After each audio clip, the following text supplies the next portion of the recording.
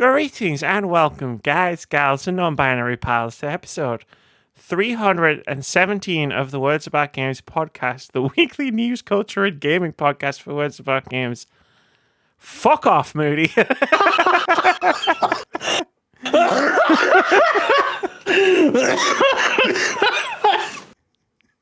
You fucking dick. Oh, you're joking. You deserve it. Die, you bastard. It's a fucking Google Doc, not a fucking auto cue.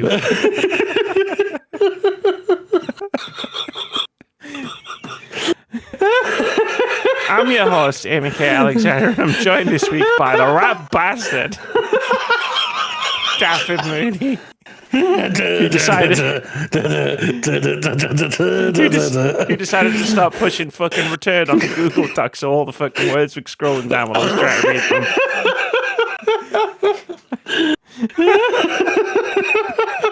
Here's your banter. You're a fucking prick.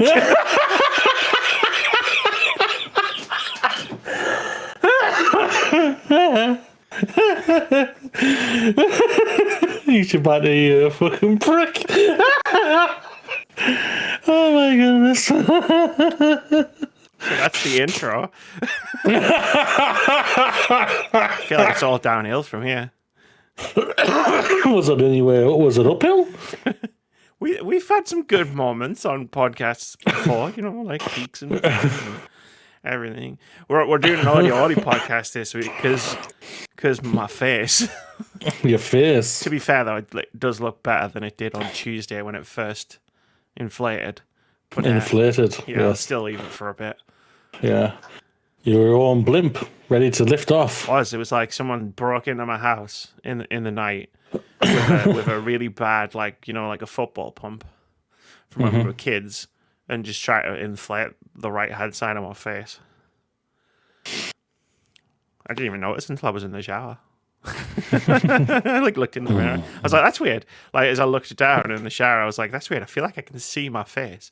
Like, when I looked down, I was like, what's that? Because you can't see your face. Like, look, if you look down, you might be able to see your nose, but that's about it. I was like, I can see my fucking cheek. And then I looked in the little hand mirror we've got in the shower, and I was like, ugh! What the fuck? What happened to me? No. I'm bloated. No. I'm taking up water. This is all Moody's fault. He made me hydrate, and now look at me. Shut the watertight doors. It helped the Titanic. Switch back from water to fizzy pop. Well, yeah, it's gassy, so it'll inflate you even more. I'm not sure now. I don't know where I'm going with any of this. I don't know. I think we have truly gone off the rails. We started off the rails. Like, to be fair, like normally we do go off the rails at some point, but we started off the rails this time. I think I got to the fourth word of the introduction and all the words started moving. I was like, I'm going to get to the end of this just to spite you.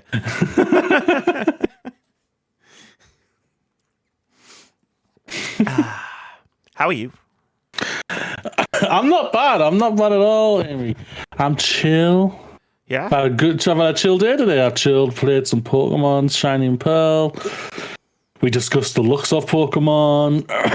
And yeah, been chill. That's good. Yeah, we discussed Pokemon on live stream. Or rather, you just showed me pictures and I reacted to them because I don't know that much about Pokemon. So for most of them, I was seeing them for the first time, and you were getting my immediate reactions to pictures of them. So look forward to that video because that's definitely going to be a video now. Where I put that together. But yeah, it was a fun stream. I've had a chill day. What have I done today? Chilled? I feel like I haven't done I don't know if I did anything. I was watching Infinity Train before we started podcasting. That's nice. Cool. I realized Ashley Johnson's the voice of the main character. Nice. I was like, took me like a couple episodes. They're only like 10 minutes long each. And I was like, is that Ellie? That sounds like Ellie. And then Kate Mulgrew. I instantly recognized Kate Mulgrew's voice when Kate Mulgrew showed up.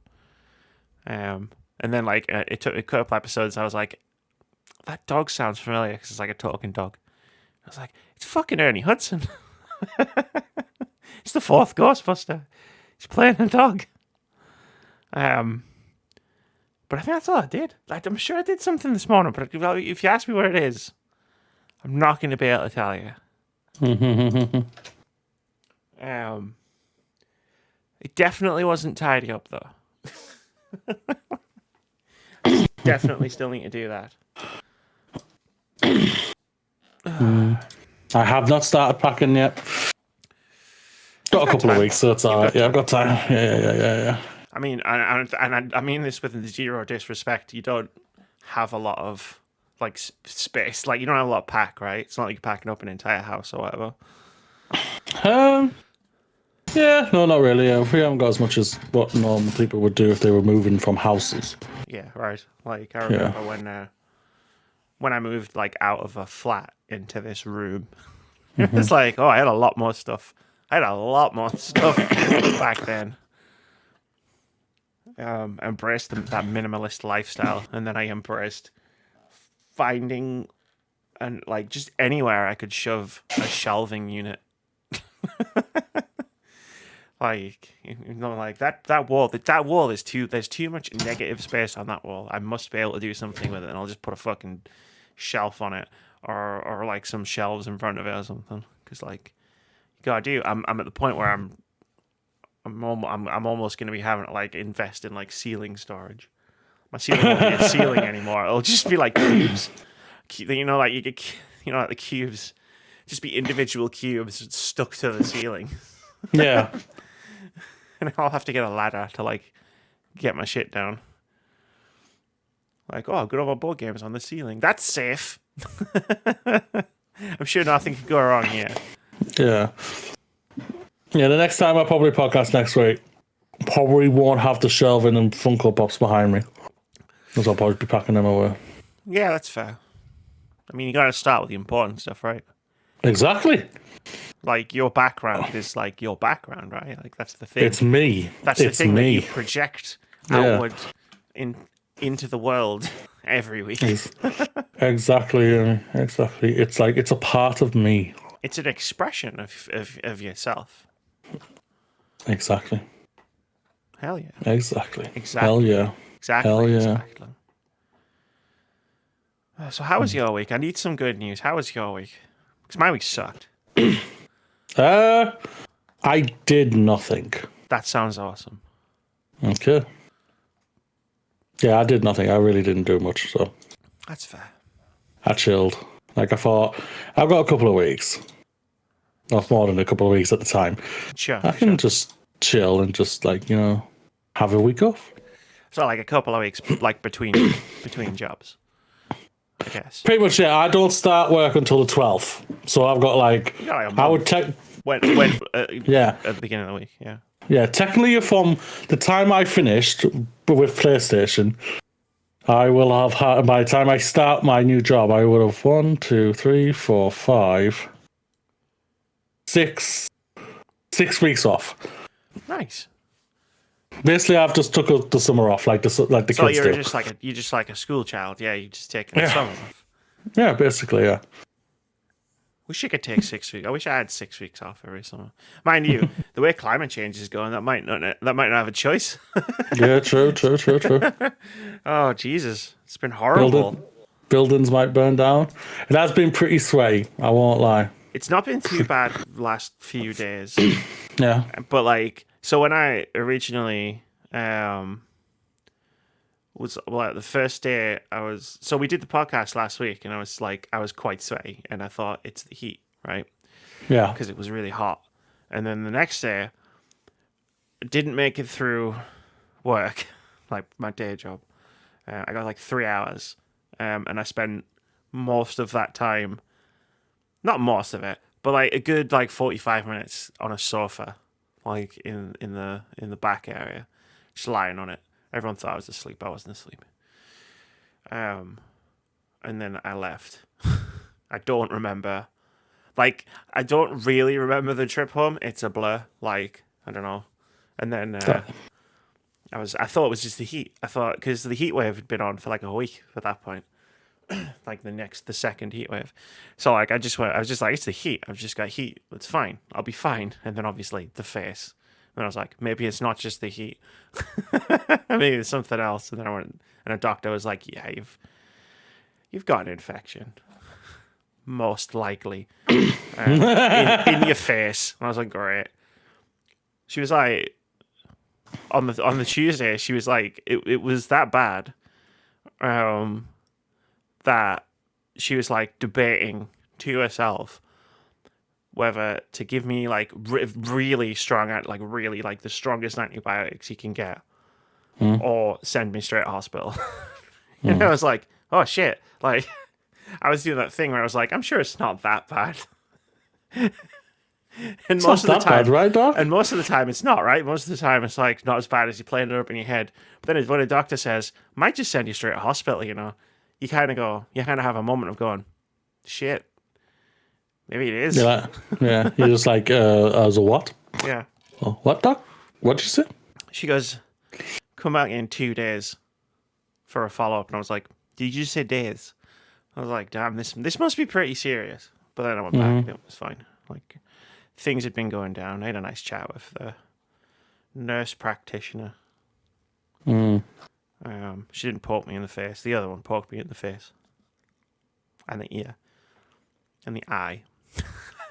Basically around my entire head. Sounds like it.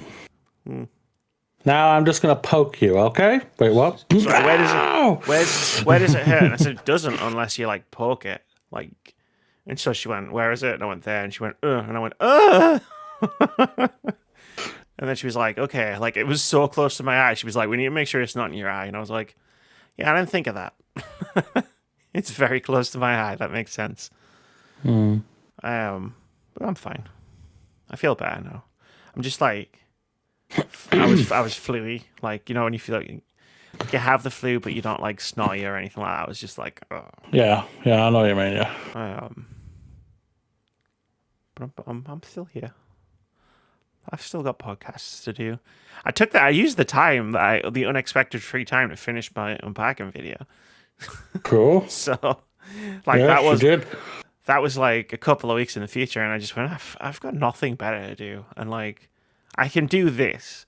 Like, you know what I mean? Like, it's sitting in, like, it's hard work, but like, it's sitting in front of a computer, like, clicking on things. So I was like, I can manage that. So I just thought, fuck it, I'll just do that. I sent out the first, here's the first half, please be kind. And then like 2 days later, I was like, here's the finished video. Because I've had the time. It seems to be going down well, so that's nice. Silence from Moody. I was literally talking and I didn't realize I muted myself. I figured. That's just me in general. I'm always muting myself. Well, if you don't say anything for a couple of seconds, I don't know if you notice, I always point out that you haven't said anything, because generally it's because you're muted, because you've got the more expensive Wave micro. Like, I've got the Wave 1, you've got the Wave 3, you've got the fancier one. Mine has a big fucking button, right? And if it's muted, it's red. And if it's not muted, it's white. So I can just look at my microphone and be like, oh, it's muted, it's not muted. You've got this fancy fucking thing where you tap the top of your microphone, and from what I can tell, no visual indication of whether you're muted or not. Oh no, it does show. I just forget. Wait, what is it? So you just okay? Never mind. I retract my statement. No, honestly, that's all it is. I completely forget that I have it. That I've muted myself, and it goes red. It does the thing yours does. I completely forget. That's all. You just start talking. It's like, red light, whatever. What is this? Something Squid like Game? That? No, I completely forget completely. Just like that, I've done, and I automatically just think that I'm unmuted. So when I start talking and then you say I can't hear you, David Moody's muted, and all like that, I'm just like, oh yeah, I am. We need to get your we need to have your setup right. like the way you've got everything set up on the screen, so that like the way the mixer, the wave mixer, is like directly in front of your face, so you can see whether the bar's moving when you're talking. That's true. That'll help me. We need to break open the microphone and replace the light with a more powerful light, so that like your entire face is like illuminated red when you're muted, so you can like you can tell because all you can see is red. Sounds about right. Yeah, I think it sounds good. Sounds cool. Sounds cool. Should we start the show? Why not? Why not? I mean, we're here. Why? We're here. I've already insulted. What else are we gonna do? Let's do it. What Yeah, what else are we gonna do this Sunday night, right? Like, there's nothing else better to do on a Sunday night. Well, let's start the show. This is the Words About Games podcast. Every Monday, you can get a video version, of the show on youtube.com/wordsaboutgamesuk, or an audio version on a variety of platforms, including Anchor, Spotify, Google Podcasts, Apple Podcasts, and this week, YouTube. There are timestamps in the description wherever you choose to get your podcast, so you can see what we've been chatting about, skip around, or watch the entire podcast backwards if you like. We don't mind. We're just happy that you're here. If you'd like to support the show or our content directly, you can buy us a coffee over at coffee.com/wordsaboutgames. Lastly, if you want to hang out with us while we play some games, head over to twitch.tv/wordsaboutgames or twitch.tv/Joe Medforce, because I was on his stream as well this week. Yeah, but we don't stream on his stream. I was on his stream. That's not my fault. I was this big clip from when we were playing Rumbleverse, which we'll talk about in a bit. And there's a YouTube video, youtube.com/wordsaboutgamesuk, unpacking 9 months later, 44 minutes and 4 seconds of me talking about unpacking. Go watch it. It's fun. I liked it. I enjoyed doing it. Exactly. Just trying to get you to say it was good on camera, on microphone. Well, I've already said it was good. You were muted. It's good. I'm assuming that's what you were saying when you were muted. Probably I've forgotten. Yes, very good. Go watch, see awesomeness. Yes. That good?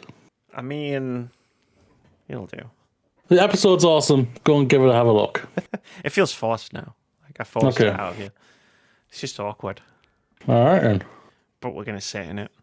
Well, I'm just going to keep on liking and retweeting people who are literally calling out the Tories who voted to put in raw sewage into our waters. I'll keep doing that. I mean, look, right. I approve of the Twitter activism. But man, you made my Twitter feed almost unusable this morning. Don't blame me, blame those twats. Those are the ones who voted to say it's all right to pump sewage into our waters. I mean, no, I'm with you. It's not. But I just find it really funny. I was scrolling through Twitter and like, I'd be like 4 tweets in a row. I'd be like, definitely retweet. This MP voted to put sewage in our river. Then it'll be like one tweet where it would be like, look at my cool art. And then another 3 tweets of sewage in the river. I was like, I've just woken up. But no, I approve. You know me. I like it when we shout at people who deserve it. A lot of pasty white dudes. Sure. That's just... Oh God, one of them's asleep, and we're the lazy ones. That's just the world in general. Okay, what have we been playing, Amy? Oh, man. Lots. Surprisingly. Again, I had a surprising amount of free time that I didn't know I was going to have. I don't know where to start. Oh my God! There's one Tory who looks like that Pokemon with the giant teeth from this morning. Like, wow! You did the segue, Moody. You did the segue. You can't segue and then segue back again. Okay? They must be in relation, but yes. Go. What have you been playing, Amy? I'll shut up now. I'll mute myself. Don't mute yourself, because then you'll forget to unmute yourself. He's going to forget. I'm going to ask him a question, and he's going to give me this really eloquent answer, and then he's going to realize that no one heard it apart from his partner. Hell yeah. I'll start with Rumbleverse. I've been playing Rumbleverse. I was You hanging mean out Rumbledome? No, Rumbleverse. I thought it was Rumbledome. Rollerdrome is a different game. Oh, okay. Never mind. Aren't you the one that works in the industry? Doesn't mean I pay attention to every game, no. I don't even mean you pay attention to half the things I say. That might be true. It might be true. I was hanging out in Joe Medforce, twitch.tv/Joe Medforce. In his stream on Thursday. And he was playing that, and I was eating fish and chips. And then it was like, but basically, long story short, he convinced me to play games with him. And then, like, it's a fun game. Like, I didn't think it was going to be that fun. It's a battle royale, but it's like wrestling. Like, so it's like all melee combat. There's like no guns and shit. And you just run around doing wrestling moves on people. Or on your own bed if you're Joe Medforce. And yeah, it's pretty easy to pick a super awkward when it's just me talking into silence. I feel really uncomfortable. But yeah. But it's pretty easy getting to pick up because I started playing it and didn't know what I was doing. Like, I will say the onboarding of the game is atrocious. Like, you load the game up, right? And then the first thing that happens is the game is like, look at all this cool stuff you can buy. So, like, before you've even got to the start screen, it just pops up with like, oh, you can buy all this cool stuff. And I'm like, I've never played the game before. Never played the game before. Don't even know what this stuff is. And then, like, any tutorial that the game will give you is like, I don't know where it is. It's not immediately accessible for when you start the game up. But it didn't matter because for me, I was just jumping straight in with Joe. I was going to learn on the fly, right? But like, would have been handy like if I'd been able to like learn what the buttons did. But from starting with absolutely no idea how to play the game to within like an hour and a half, I think we played together for about an hour and a half, and like he was definitely the better player of the two of us, but I could like hold my own. Like, we finished second in one match, and he didn't carry it. Like we turned out we were a pretty good team, but that's pretty good for a game, for like any multiplayer game, to just be able to get a starting point of I don't even know how to dodge. It's really weird and convoluted. I can like KO people and like fight them and win sometimes. So I thought that was pretty good.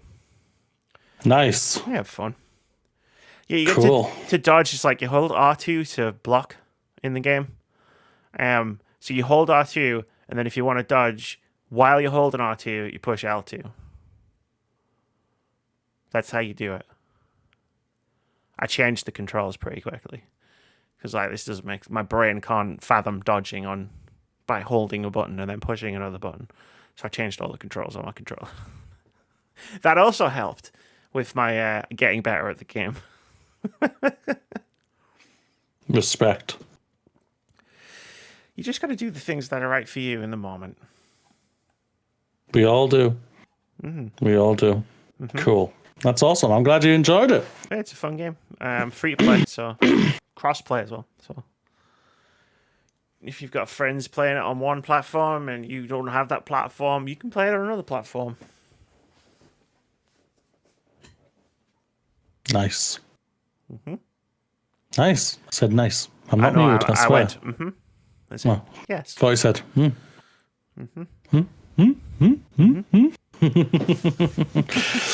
I'll go next. I have been playing Horizon Forbidden West. You know those times when you've stopped playing a game for a while and then you go back and you're like, I don't remember where I was at. Happens. That was me. That was me for like the first hour. I was like, okay, what am I doing here now? Okay, let's just explore. Unlock the map, Moody. Let's just unlock the map, Moody. Okay, just do that. And I did. And that's all I've been doing, just wandering around. I haven't really doing any missions. An odd side mission from time to time, but I haven't really done any main story. except just going around the map is what I can get to. Right. To unlock, and that's all I've done. It's really canny. Visually, like I say, it's a visually stunning game. It's really beautiful. Well played. Well done to the team who created the game and everything. Gorilla Games. That's them. Yeah. See, I worked for PlayStation. I remember their studios, guys. That isn't Naughty Dog. But yeah, I'm really enjoying. Pop quiz, Moody. No, I'm just kidding.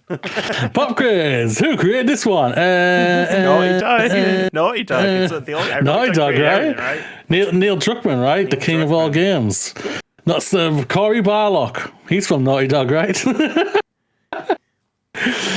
No, I think I'm not really into the story yet because I haven't really delved into it properly. I was going to say, like, where are you, like, in terms of where you're on the game?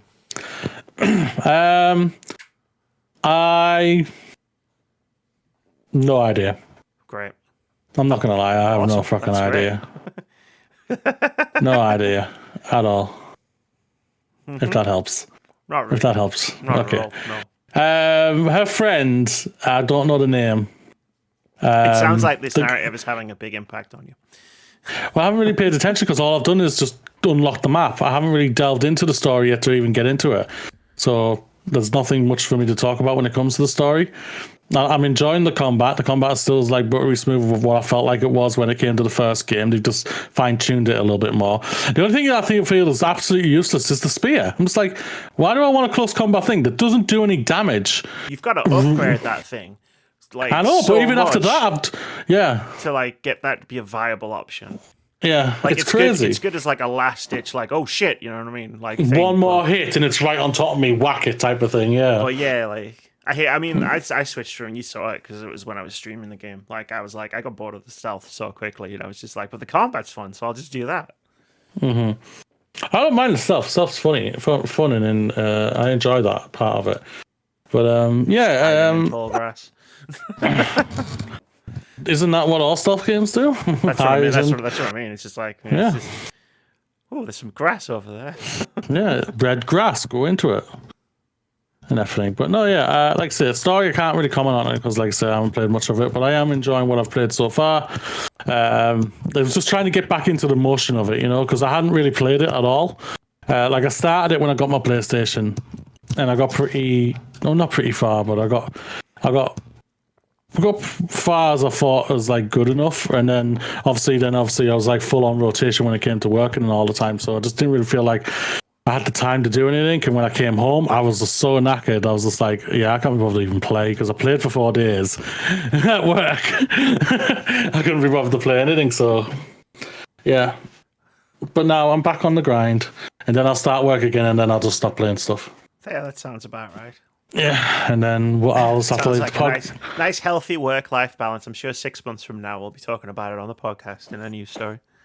Yeah, I'm sure. Yeah, like you got the job partway through. Yeah. Partway through as you were agreeing with Yeah. Don't be mean. I'm not being mean. You're being sarcastically mean.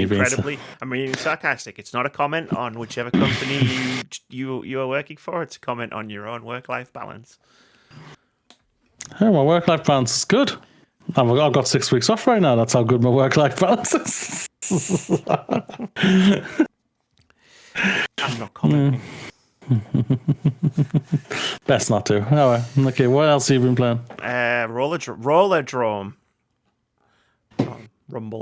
Rollerdrome. I almost called it Rumbledrome there. Which I downloaded on a whim because I was trying to play Alive, but my Switch controller broke. And I'm not getting a replacement for a couple of days. So I was like, I need something to fill the gap because I definitely had that urge to play video games. Even though I also read an entire book. Had a lot of free time recently. But I played Rollerdrome bought it, downloaded it on my PlayStation. It's sick. Apologies for last week when I was talking about it in when we were doing games out this week, and I said it was a multiplayer game. It's not a multiplayer game. I don't know why I thought it was. So apologies for that. But yeah, it's fun. It's like Tony Hawk's meets I don't know, an action game. I guess it's like Bloodsport. It's like a near future dystopia, which is like it's like a Bloodsport, right? It's like you skate around doing like Tony Hawk style tricks, even though you're on rollerblades, not on a skateboard, but whatever. It's the closest comparison. Scale Up called it, said Tony Hawk's in his video about it about 50 times. It's stuck in my head. But yeah, you do like cool ass tricks and like shoot people. Or like mechs. There's like mechs and robots and stuff that turn up in later levels. And it's so much fun to play. Like the controls are fairly simple. Like I imagine for someone who's played Tony Hawk's, they'd be really simple. But for me, like as someone who like that kind of game never really clicks in my brain. So it's like they're simple enough that I can wrap my head around them and do all the like front flips and 360s and whatever. But like someone at Roll7 made the genius decision that you can't wipe out. Like if you like you can't like land incorrectly and fall over or whatever, because like with all the guns and the shooting and stuff, like there's so much going on anyway that it would probably overload most players to also then have to be worried about I'm going to land correctly while I'm flying through the air in bullet time shooting at a robot with a grenade launcher. Cool. So that's good. That's good. I'm hearing good things about it. Like one of the reviews on like Skill Up, he's given like a really good positive review. He was like he loved it. So it was so a couple of people on my Twitter feed have been talking about it a lot. Like one person in particular who's like tastes align with mine quite a lot. Natalie Clayton. It's _Nat Clayton on Twitter. She's a level designer at Inkle. She was a writer at PC Gamer. And she was talking about it, like she was talking about like doing the leaderboards and getting the high scores and stuff. And then I saw a tweet about it and I was like, I need to go and see what this game's about because it looks cool, but also sounds like it's not my kind of thing. Like we talked about it last week, where I was like, it doesn't sound like it's my kind of thing though. But the video that I landed on was Skill Up. So like I watched that and then I was like, oh okay, like that's cool. Like there's touches like the thing I talked about where it's like you can't stack, so you can't fall over. And like when you're aiming the gun, it's not like you have to aim precisely. It's like if you're facing in the general direction of an enemy, it like locks on. Because obviously like you're probably flying through the air. like while you're trying to aim a gun at people. And I put a tweet out because I'm terrible at this game, Moody. Like it's got a lot of assists in it. Which is a nice touch. And I've turned one on, which is like you don't need to, because you have to complete a certain number of challenges per level to like unlock later levels. So like I turned that off because I wasn't completing the challenges because I'm not very good at the game. But I was able to just turn that off. It was awesome. And like I put a tweet out that said like what was it, like every like couple of minutes I do something so over the top cool that makes me feel amazing and makes me forget that I spent the previous 120 seconds flopping around like a fish out of water. Like it'll be like, oh, like I'll mess up or I'll not do this or I'll run out of ammo or I'll do this, and then all of a sudden I'll just skate up a wall, do a backflip, and then while I'm in the middle of the backflip I'll just blast this guy, snipe a guy on a thing on like a ledge with my dual pistols, and then like I'll be like, that was fucking awesome, and then I'll forget that like the 45 seconds previous to that were me like failing to get up the wall because I wasn't doing very good at the game. Agreed. Cool. Sounds kind. Glad you're enjoying yourself. I am. There's like I think it's like 12 levels. It's like a game designed to be replayed, like to like do all the cool tricks and get all the points, and there's like a leaderboard. I'm not gonna go for that because I don't want to. Like, this isn't like Neon White where I'm getting better at the game to the point where I can get like the gold medals on all the levels on Neon White.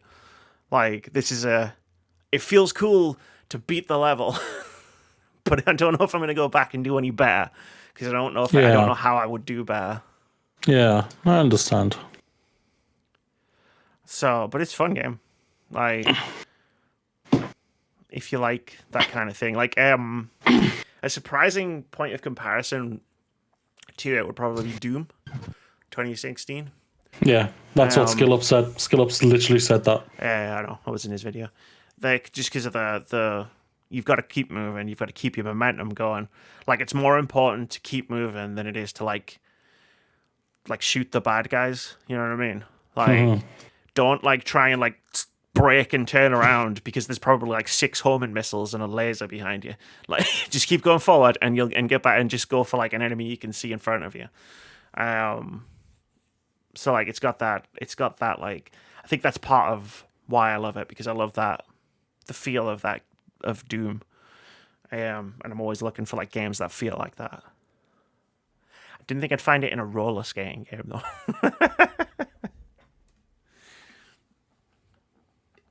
Interest. Hello? That's good. No, like I say, it was an unusual game when we saw it. I think it was like revealed. I don't know if it was a Game Fest or if it was State of Play, was it? Okay, yeah. It was like when we saw it, I was saying, "What's this?" Okay, that's it's something new. I'm always going to champion something new, you know. But it seems like for me, who has like very slow hand-eye coordination, I'm just like, yeah, I'm probably not going to play this just because of that alone. But that's fair. Like, it does look like it's like something that if you can get around it, get up to speed with it, you can really have a good time, and like that's amazing. Like, who developed it? Devolver, wasn't it? It was Roll 7. Who published it? It was Devolver, wasn't it? No, it was Private Division. Private Division. Okay. Yeah. Well, either way, they've had a great time, so I'm really happy for them. It's a good game. Like it, yeah. Also, like there's tiny little first person story beats in between like the different rounds in the championship, where it's like, hey, maybe capitalism sucks. Maybe a blood sport for the entertainment of others is 10 really bad. When someone says capitalism sucks, it's like 10 out of fucking 10, motherfucker. Here we go. Set in 2030, and it's like, I don't know if it was. I saw someone talking about it saying, "Oh man, that's only 8 years in the future," and like a dystopia set 8 years in the future, and I was like sitting here going, "We're in a dystopia now. Like, what's the difference? Like, the difference is we don't have a blood sport yet." Oh dear, the world. But yeah, I played those. I played an hour or so of Live Alive before my controller issues became apparent. But I'll talk about that when I get to play it. There's a lot of cool games coming out in the next like 3 weeks. There is a lot of games coming. I don't know how much I'm going to get into. Like past, I don't know how much I'm going to get into my backlog with what's coming up in the next like 3 weeks.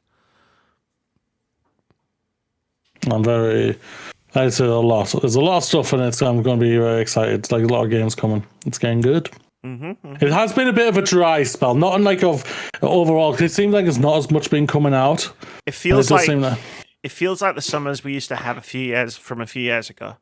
Or the last few years at least. Yeah. Like the last couple of years, like because of the pandemic, like just threw everything all over the place. It felt like we were just getting game, you know what I mean? Whereas before the pandemic, like summer used to be, you get a busy period February, March, and then you get a busy period like October, November, and then like the in between period, like sort of like the summer period, was like games came out at a slower rate. It's not necessarily like, oh, no games are coming out. It's like, no, they're just coming out slower, and that's what this summer's felt like. It's like it'll be like, oh, there's a game coming out, and then there'll not be another one for you for another like couple of weeks, something like that. You know what I mean? Yeah, completely agree. And like, yeah, can't wait. Like I said, for a lot of games, then, it's really good. The end of August is like a machine gun. It really is. Yeah. It's like here we go.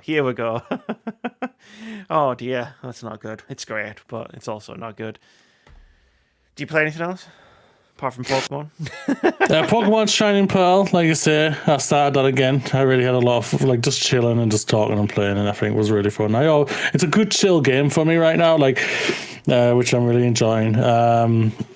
What else? I put a little bit more of 2 Point Canvas. I did that as well. I got to the sandbox.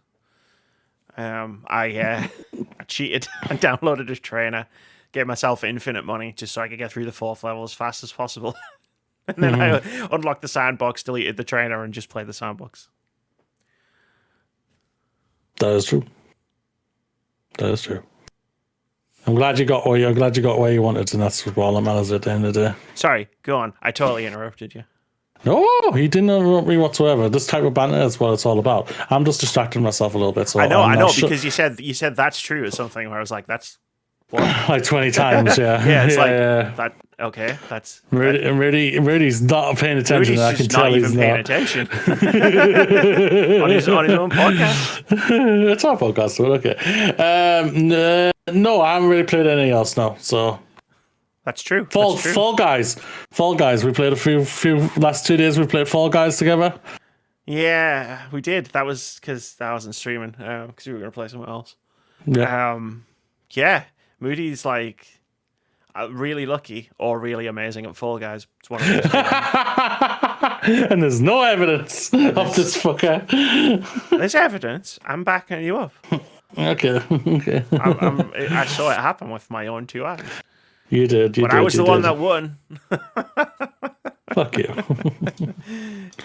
I don't know. Like, if I could have been if I could have pulled off some of the sick moves you pulled off, like. I mean, I really want the second we played 2 nights, and the second night we played, I really wasn't in it at all. Like the first night, I think we did really well. The second night, I was just like, not even. I wasn't even present. Yeah, well, the thing is, I think that because we distracted ourselves and just chatted random shit over nothing, I think we played better because of that. Because we weren't paying attention, we just went on and just did it. I was testing out my next video on you. Which is a you secret. Did. Ooh, there's a video you did. Yeah. Can't wait for that. It's going to be good. People should be excited. It's going to be a while, yeah, but while it's going to be a while, go and check out the unpacking the video. Oh, man. Because it's awesome. And Moody can say that because I told him more or less all of my main talking points for the future video. I was testing them out on him. See how controversial they were. I don't think it's as controversial as you think they are. I don't think when it comes to like quote unquote hot takes, they're as controversial as people make them out to be. I don't know. It's a video game series people get real passionate about. We'll see. The Mass Effect Andromeda one went down well, and I definitely went against the grain of popular opinion with that video. I like that game as well, so I'm on your side with that. I know we've got our side, and there's a lot of people on our side. If that video is anything to go by. Should we jump in the news? Why not? Let's see the next company that's just going to take over the industry and become a monopoly. Let's see if I can keep Moody off his phone. I'm off my phone. Embracer to acquire Lord of the Rings IP, Tripwire Limited Run, and more. This is from Marie de la Sandry over at GamesIndustry.biz, who writes, Embracer has announced a number of major acquisitions, including the IP rights to The Lord of the Rings and Manny, a developer, Tripwire Interactive. The company announced 5 acquisitions last week, plus, quote, 1 unannounced acquisition, end quote, for an aggregated upfront purchase price of $576 million. Among the purchases, Embracer entered an agreement to acquire Middle-earth Enterprises, a division of the Saul Zaentz Company, which has owned the IP rights to The Lord of the Rings and The Hobbit for over 50 years. Embracer said that the acquisition may also include, quote, matching rights in other Middle-earth-related literary works authorized by the Tolkien estate and HarperCollins, which have yet to be explored, end quote.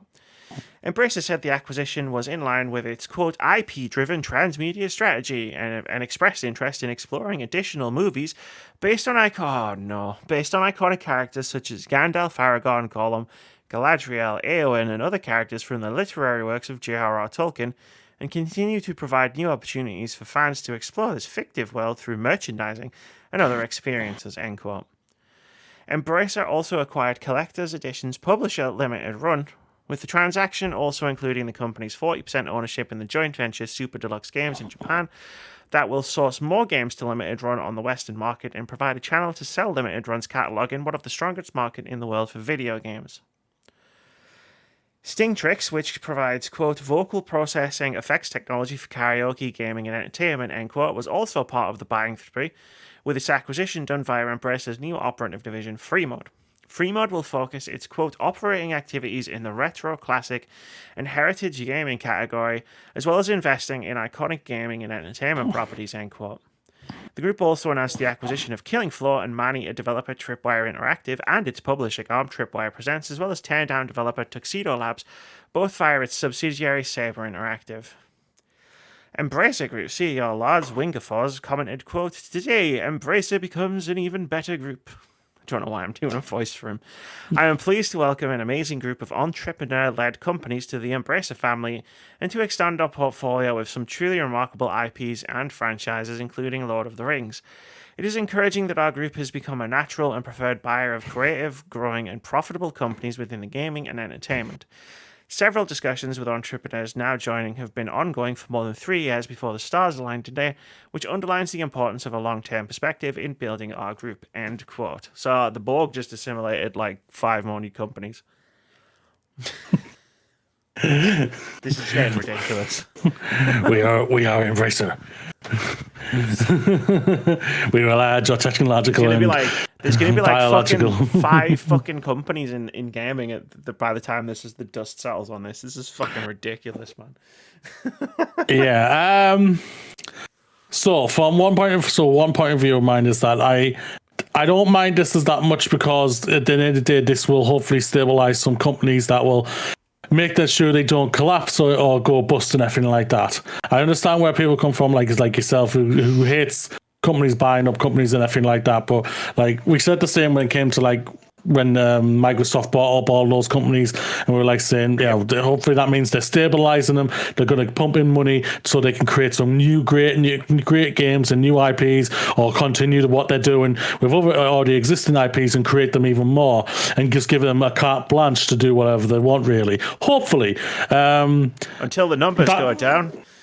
That being said, with everything, like, it's been a bit of a mixture when it's come to Microsoft of late. I know it's about Embracer, but Microsoft's important to what I'm trying to say here. Okay. I'm not going to make any jokes. I'm just going to let you go.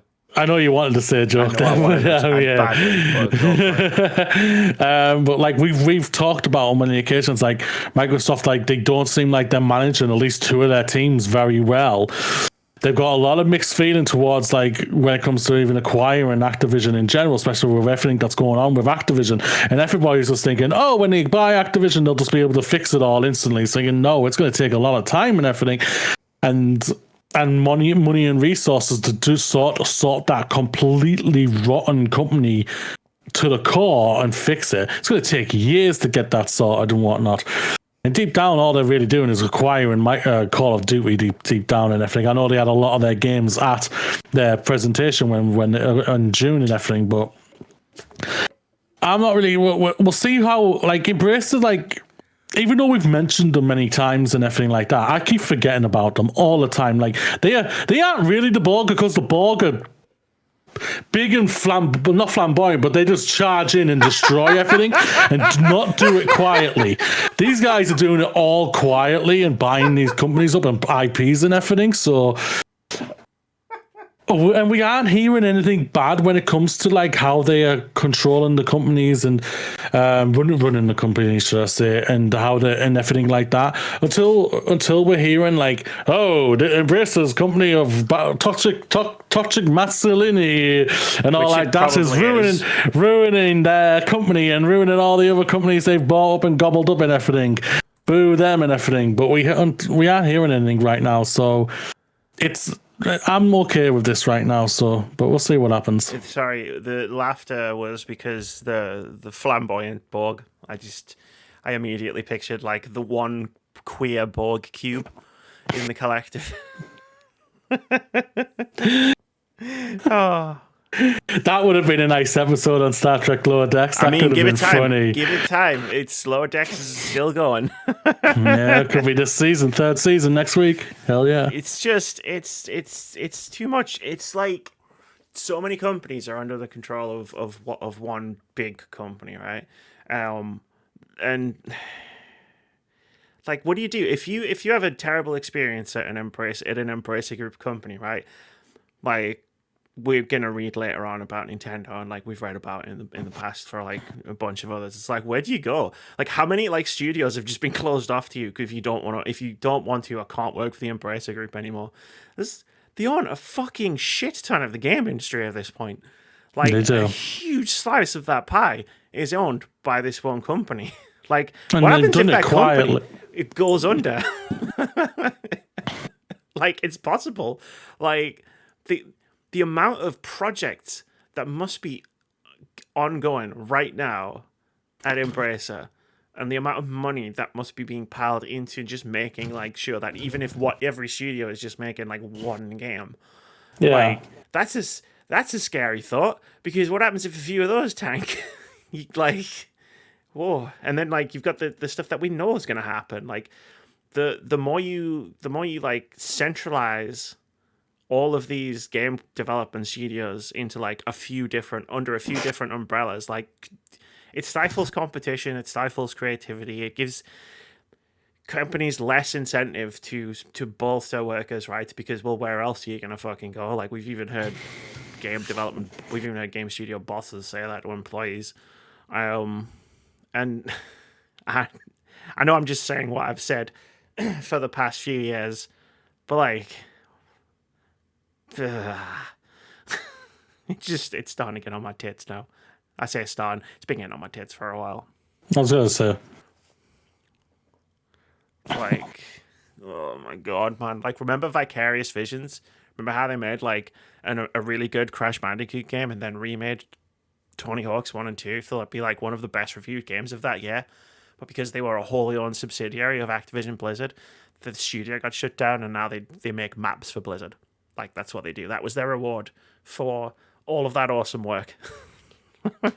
Even at Embracer, like, they took the Knights of the Old Republic remake that was being made by Asper, and they've taken it and just said, here, they've given it to Saber Interactive, and apparently that's going to cause no delays. And I don't know, but I think it will. And you saying no delays means, are those people at Saber Interactive working 40 hours a week, 5 days a week? It doesn't sound like it if there's going to be no delays on this game that was apparently falling apart. Yeah, I don't disagree about that. Yeah, but until we hear stuff like that, it's just all hearsay of what you're saying right now. So it's predictable. There's no doubt about it. I will not be surprised if we hear that Saber Interactive has been doing crunch hours to get this game sorted and everything like that. I won't be surprised about that. But until we know, I'm not waiting for Embracer Group to come out waving a spade around to call a spade a spade. I'm done with that. Like, I'm done with waiting for a bad situation to be revealed to me when it's fairly predictable. Like you say, it's fairly predictable to surmise that there's a bad situation happening. Like, but yeah, potentially, yes. I don't deny that. I mean, I'm not saying it's definitely happening. I'm saying this is me following the logical thread and hopefully outlining the steps of where I'm going, not just going straight to the end point. But I'm getting wound up. You are getting a little wound up by the games industry. And we talk the big talks, and all of the executives are talking the big talks about, we really need to fix this industry because we've had a lot of stuff come out recently, and then nobody's doing anything about it. Because they're not going to. I know they're not going to. But that's not, just because I know they're not going to doesn't mean that's just going to make me more angry. And I'm not telling you not to stop talking about it. I want you to talk about it and everything like that. You know that. But I'm just like, it's just how it is, sadly enough. I don't accept that. I'm done. I'm done accepting that. I'm just done. Breathe. Nah. If I breathe, then I might have to continue existing. Well, I kind of like Amy, so please breathe. Yeah, it's fine. Like, there was a tweet, like, Jessica Gonzalez tweeted out this morning, like, what can gamers do to help devs make better games? Punch up towards leadership for the executive decisions made.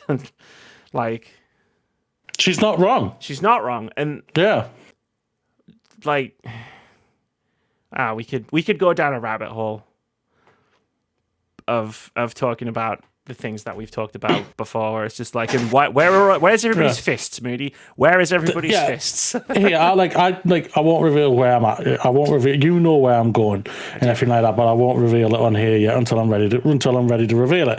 But one of the reasons why I have joined this company where I'm going to is because of literally the questions I asked one of the top 5 people who own the company, who are mainly part of the CEO team and everything like that, and they bring each a person from each team to the table when it comes to talking about games that they might want to help publish, games they want to develop, and everything like that. They bring someone, so there's always someone there at the table talking on behalf of the team, of each individual team and everything. And when I heard that, I was thinking, that's amazing. That's what I want to hear, and that's why I've obviously gone to this company and everything for this, and I can't wait to obviously start it and everything. Sadly, this is not happening in every other company, and it is shit. It sucks like hell that we hear things like all of these until I won't lie, I'm being a bit coy when I say until we hear the stuff.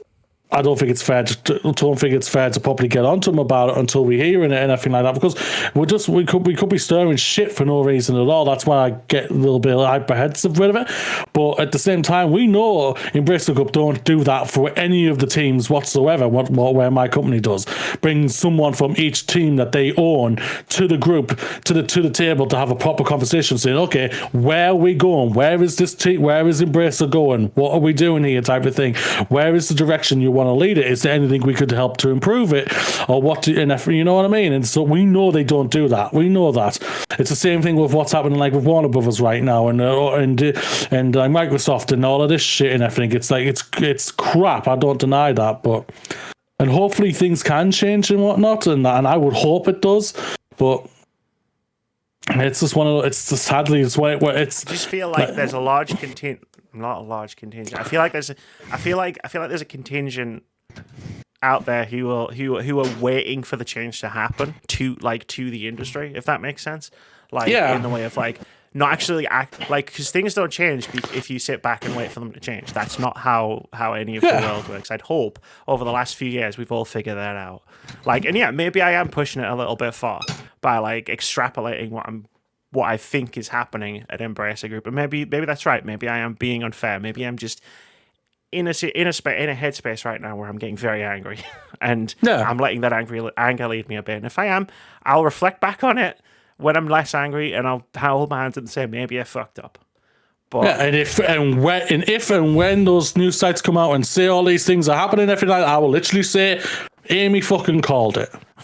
I just feel like I need to throw some punches right now. That's fine.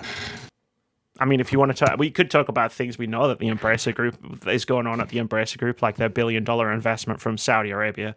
But we've talked about that, and nobody seems to care that Saudi Arabia is slowly buying into everything it can get its grimy, human rights violating hands on. Yeah. No one cares. I'm not going to lie. It sucks. It is. That's probably no one cares. The core of the frustration, right? No one cares. Probably, yeah. It feels like it. It feels like it sometimes. Yeah.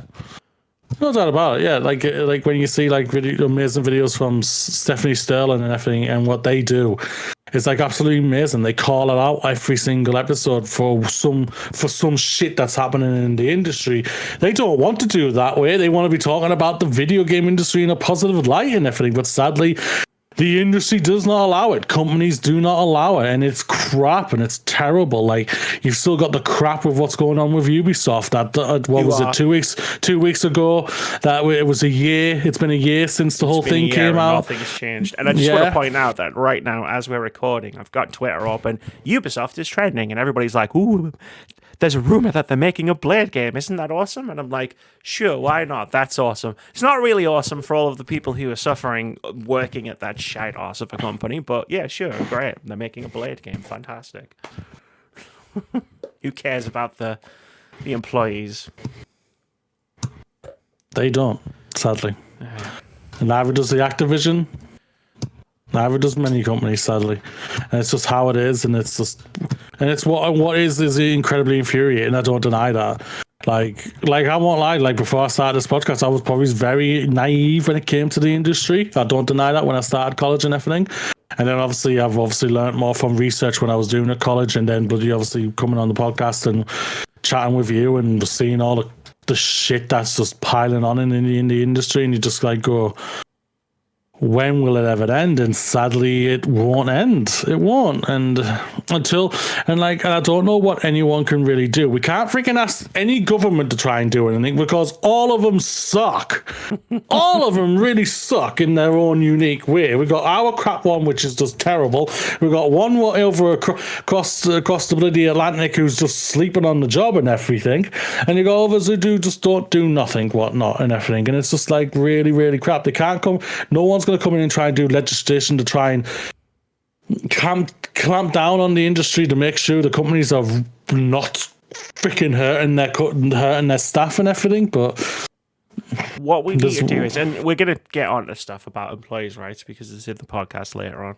Might be after half time, I think. I can't remember, but like the best thing to focus on is what you like. And hey, I just lost sight of everything for the last 20 minutes. So like, I don't know if this is a bit hypocritical of me to even like be offering advice or anything, but like, I guess you've snapped me back to my senses. The thing you've got to focus on the things that you personally can do, like whether that's by yourself or as part of like a collective action, like, and just listen to the people who are affected. Like I read out a tweet from Jessica Gonzalez who says quite plainly, this is a thing that you can do, and it's a thing that we can do, like me and you individually together on this podcast, and it's a thing that a lot of people can do. Like we can't between the two of us change a company's working practices. Like, because we don't own a company, we don't have like the influence to pressure Activision Blizzard or whatever. But like, we can add our voices to a sea of other voices to pressure for change, as Foxes used to say when he was on the podcast. Every time we talk about this stuff, it's like it takes all of us like to speak in unison. But we can do stuff. We've seen that we can do stuff in the past, and sometimes it's just as simple as making sure that people don't forget that this stuff is happening. Yeah, exactly. Enjoy your Blade game if it's true, but also like remember and talk about the other stuff that's been going on at Ubisoft. Like talk about the four demands of a better Ubisoft when you're talking about potential, how excited you are for a potential Blade game coming out of that company. But that's the thing about it, which is even more annoying, because we know there's not many who talk about it. That's the thing about it. We go back to this all the time, and this is what we always land back on it. But there's not many who talk about it, and who do talk about it are small ones, like small podcasters. The biggest one I know is this, like I said, Steph Sterling. And they can only do so much themselves and everything, and it's really crap, and it sucks when we hear these type of things and whatnot. But it does. But we just need to keep going. You and I just need to keep going. And we will. There's no doubt about that. I'll try and make sure I keep a level head. A more level head in the next part of the podcast. I haven't lost it for a while, and I didn't really lose it there, but I feel like I came very close. Like, I think you came a little close, just a little bit. I think you have to go all the way back to Keith and being on the podcast for the last time I truly lost it. Potentially, no doubt about it. To anyone who like works in the industry, if you can join a union and everything like that, do so, because it's just to help you, just to give you some little leeway and everything. Because like there's not enough. Sadly, the companies have too much power. And you need some defense in some sort of way. This is true. Okay, I lost my head. I'm back. I apologize for that. When I'm back, should we do? We've got more to cover. So should we do the halftime first? Go for it. I apologize if it seemed like I was shouting at you there, Moody, because I think I kind of was a little bit. It's completely unintentional. You weren't shouting at me, not at all. It's time for Indie Game of the Week. This is the first time it's ever happened. We put this in the podcast as like a break between the two sets of news stories, so that we could have like a moment to breathe and chill. And I feel like this is the first time it's ever actually came in as being like, oh yeah, let's just fucking take a step back and breathe for a minute. This is the thing we do every week where we talk about cool looking upcoming indie game that we've noticed. and we like to shout out indie games. This one comes from Moody, dropping it in the Discord, in our private Discord. I dropped this one. I think it wasn't me, so I assume it was you. Nobody else posted it. I hate when I drop things and I forget about it. That annoys me even more. I'm pretty sure you did, yeah. Oh yeah, I remember this one. Yeah. This one looks creepy as hell. Lunar Abyss. You are a prisoner sentenced to explore a derelict megastructure that sprawls deep beneath the surface of the mimic moon Luna. You are tasked with recovering forgotten technology from within the abyss and the lost colony it consumed. Every move you make will be overseen by your artificial prison guard named Aelin. The centuries-old ruins are alive with maddening echoes, insinuating secrets of the once prosperous city of Greymount and its terrible fate. The Scourge, the tenants of the All-Father, the choir of the collective, the voices of the abyss call to you. They whisper strange missives. Uncover the mysteries of the mimic moon and the abyss within its depths. Come face to face with remnants of the colony's downfall and discover your role within this doomed world. Learn all the secrets the abyss has to offer. Sprint, jump, and dash your way through this brutalist alien megastructure. Experience fluid first-person platforming as you travel through Luna in the depths of the abyss. Survive deadly encounters with the corrupted souls and twisted cosmic horrors. Master your weapons and make split-second decisions in fast-paced, explosive, bullet-hell combat. This is being developed and published by Bonsai Collective and is coming soon to PC via Steam and PlayStation and Xbox platforms. There's a link in the description if you want to check out more about the game at the Steam store page, and go wishlist it. It helps the developers out. Yeah, I didn't know anything about this game until the trailer dropped in the thing. I think people think I like everybody in the private Discord like thinks that like that channel is exclusively for me to drop trailers in. Like there are plenty of games that I haven't heard of. Like, yeah, please if you're in that Discord, drop indie games in that channel so I can see them all. Yeah, because I had no idea about this game until you showed me it, and it looks cool. Does look like a lot of fun, this game. It does look creepy as hell, and I don't mind creepy games. I mean, hell, we got some creepy games coming up. It's the winter of horror in 2022/2023, I think. Agreed. And I'm here for it. Hell yeah, bring it on. We need more. We do need more. So now I have to put to the test about being level-headed. Shall we continue with the news story? Go on, be level-headed, Amy. Be level-headed. I can be level-headed. Nintendo is actively investigating reports that its female testers face harassment and discrimination. This is from Jess Weatherbed over at The Verge. He writes, Nintendo of America is investigating reports that female game testers were subject to discrimination and harassment, according to internal messages seen by Kotaku.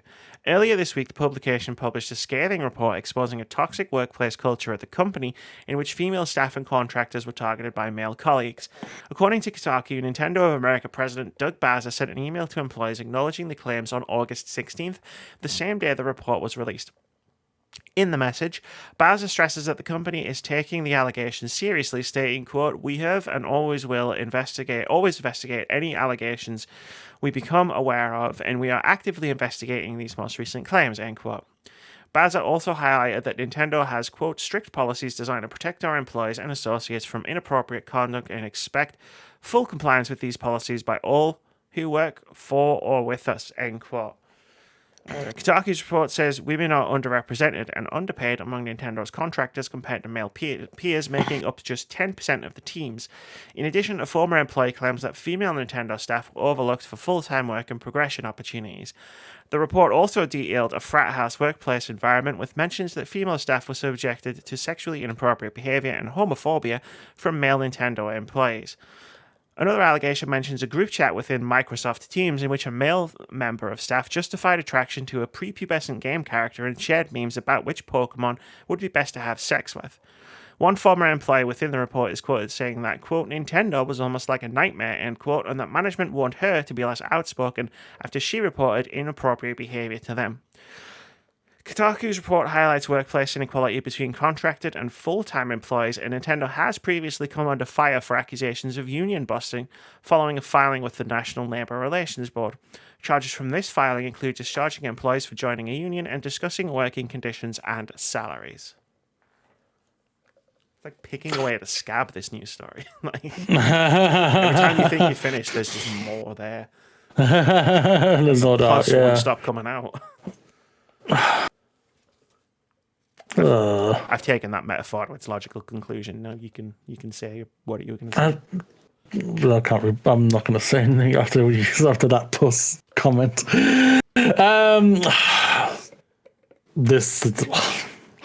What's to say what we haven't said already when it comes to every type of company who's doing this terrible freaking thing? We all know women are massively underrepresented in the games industry. Heck, in a lot of freaking industries in general. Massively underpaid, massively freaking just worked ragged to the end of time, and bloody just completely treat like the pieces of meat that you've just stood on by accident, or not even by accident.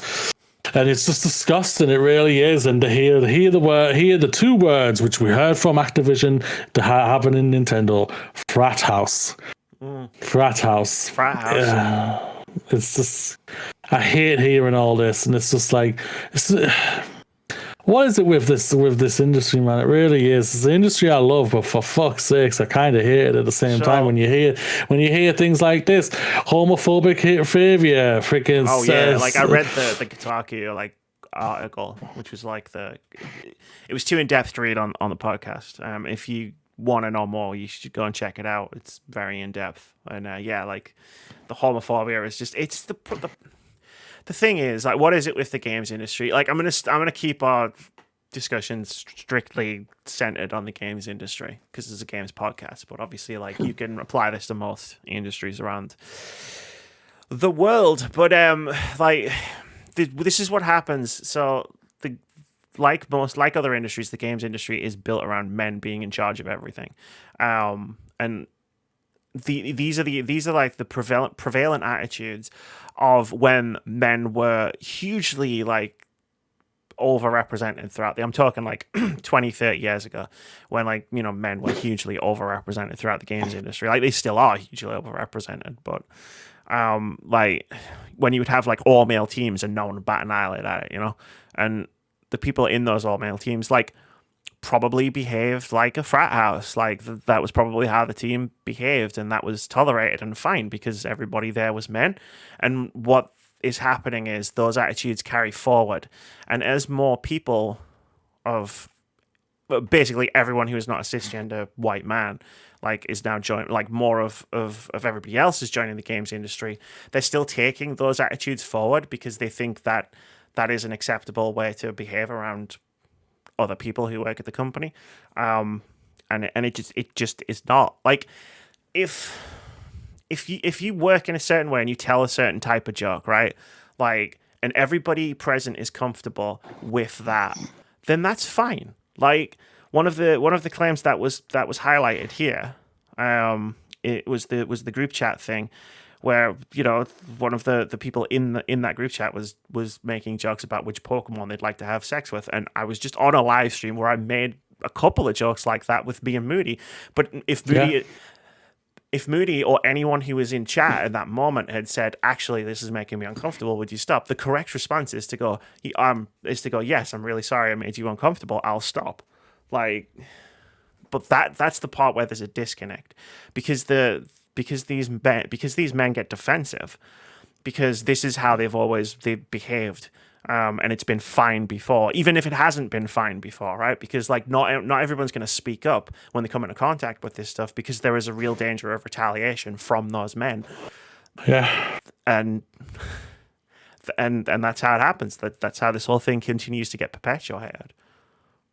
And like I say, like, we all know there's a big divide when it comes to like how many men there is in the industry that there is women, and it's just, and because of it, it just has this type of frat boy, frat house culture, which is just disgusting and deplorable. And it's just like I'm only going off from my bloody experience and everything like that, but like from like when I was at work at the PlayStation, like it was like there was like sort of a lot of banter and fun banter and everything like that. Sure. But it was never like, because obviously we had a couple of women in my team and on my yellow shift team and everything like that. And it was just But I don't know, man. It's just like, it was fine on my end. Like, the banter was good. It was fun. It wasn't like grotesque. It wasn't homophobic, sexist, racist, or anything like that to what I saw on my end. But obviously, people may think otherwise and everything like that. And like, absolutely, like you've always got to be. This is how it is. You have to be very conscious. You've always got to be conscious of what you're saying and doing around other people, and like just know that if and when you make a mistake, it's okay to have made a mistake as long as you take that on board. Right? Like, don't get defensive. Like, Moody, if you ever said something, in fact, you have in a couple of times, like in the past, like few years, you've said things, and I've gone, no, that's not appropriate. And you've always responded, but you've always responded with, okay, you know what I mean? Like, because that is the correct response. Like, it doesn't matter what your intent is. I'm not just talking about you. I'm talking about just generally. Like royal yaw. like it doesn't matter what your intent is. It matters how that lands with the other person in the conversation or a person who can hear you, right? Like it's not about like, oh well, I didn't mean to offend you. It's like, well, that doesn't matter. Like what you meant to do, because here's what actually happened. Like, you know what I mean? Yeah. We've talked about this a while ago, I remember, where it's just like, we talked about solutions, because obviously this is a huge thing. And like I've said at the time, I know I've said this to you in a podcast at some point in the past, like that you can't just take a bunch of underrepresented people, so like women, transgender people, queer people, black people, brown people. You can't just take a huge group of them, shove them in at the bottom, and then expect things to get better, because that's not what's going to happen. What's going to happen is those people that you've just shoved into the bottom of your company are going to experience the things that people have experienced for the past decades. Because what you need to do is you need to change the leadership of your company, like the makeup of your leadership. Yeah, we really do. It's just, it's a whole lot of crap. Basically. Yeah. Is that level Be safe, everyone. Be safe. Yeah, absolutely. Like, if you can find yourself in a position within your company, if you work anywhere, not just in a game dev company, to actually call stuff out and to actually like be the person that stands up and says, no, actually, this is unacceptable, then you should do that. However, with that being said, if it's not safe for you to do that for whatever reasons, because of you fear retaliation from the company itself, or you fear retaliation from the person who is making you uncomfortable, don't, because it's not worth your safety to do that. And these can be people don't realize that these can be incredibly unsafe. Like, even just not laughing at somebody's obviously offensive joke can genuinely be an unsafe thing to do for a woman. Exactly. I've been in that situation. Yeah, it's true. Yeah. And if we really want to affect change, like to any men out there who are listening to this or who are reading these stories, who say like, oh, but what can I do? It starts with just having zero tolerance for stuff like this. Like, if somebody makes a racist remark or a homophobic remark or a transphobic remark, say no. Like, push back, because like if you're a cisgender white man in that situation and someone makes, say, a racist joke that's not appropriate, you are in the best possible position to say that is not appropriate, because you are going to have the least repercussions from that. If you stand your ground, that you are best placed to do that, and that's called allyship. We all need to do more of that. Even myself, I've even had this conversation with myself internally about the place that I work at. Yeah. Like, you hear a joke, you hear someone make a racist comment, and you don't say anything, or you roll your eyes and ignore it. Like, that is a form of perpetuating that harm by doing nothing. By doing nothing, you're doing something. You know what I mean? Just not. It's not True. the thing that you think you're doing or you want to do. By doing nothing, you're actually doing something that's not good. Exactly. That's it. Like, it's like we say when we talk about games that say they're apolitical. It's like by saying that you are by saying you're having no political stance, that is a political stance. It's a similar thing on a much more personal level, by ignoring someone being homophobic, you're helping to perpetuate that homophobia. Or transphobia. Let's just throw that bitch Oh no, in there. absolutely. Like any kind of Islamophobia. Sorry, I was just using one to keep my sentences concise. Yeah, but we haven't mentioned it for a while, so let's get We're going to that have plenty bitch of in there opportunities as well. to do it on Tuesday night on our live stream, so don't worry about it. Oh, yeah, but I thought we were playing ships. I'm thinking about like getting my guitar out. There's a guitar in the house and literally just play. You know, have you seen Brooklyn Nine-Nine? No. Well, yeah, I've seen clips. You seen the clip where he's playing the guitar to the guy to make him confess, and he's just playing out of tune, screaming. I'm thinking about just doing that for the entire Hogwarts Legacy bit. Just Yeah, but I'm going to be in earshot of that, so I would like you not to. I'll mute my microphone on Discord. Okay. So you don't have to hear it. Okay then. See, composure. I got it back. Shall we move on? Go for it. Women in Games' new guide hopes to tackle gender underrepresentation and dysfunctional work cultures. This is from Vicky Blake over at Eurogamer. He writes, Women in Games has published a revised guide with 150 pages of, quote, information, inspiration, resources, first-hand accounts, case studies, recommendations, and more, end quote, for companies interested in, quote, engaging with and advancing gender equality and wider diversity and inclusion, end quote. The organisation, which is self-described as activists that believe, quote, getting more women into games and esports should be a national, international, and strategic priority, end quote, says building a fair playing field, quote, is very specifically focused on gender. It encompasses wider intersectional issues of inclusivity and diversity and can be used to address them at every level, end quote. Written by Women in Games CEO Marie-Claire Eisaman, sorry if I pronounced your name wrong, and Women in Games education and research consultant Sharon Talani-Sage. The guide hopes to address persistent, wide-scale issues of gender inequality, highlight the role of leadership in achieving fairness, provide inspiration for companies and individuals, and encourage and enable change. It says the guide is needed as there is, quote, an urgent need for change given women remain significantly underrepresented in the games industry and the well-publicized controversies around dysfunctional working cultures in the games industry add to the urgency for change. End quote. The CEO, Marie-Claire Eiserman, said, quote, the world has changed since the 2018 publication of the first Women in Games guide. COVID-19 and its continuing aftermath I just lost the sentence there, sorry. COVID-19 and its continuing aftermath has brought uncertainties, but this has also brought huge opportunities for driving positive change. Global working practices, and particularly the games industries themselves, are being transformed, and this guide sets out to bring new impetus for gender equality and fairness.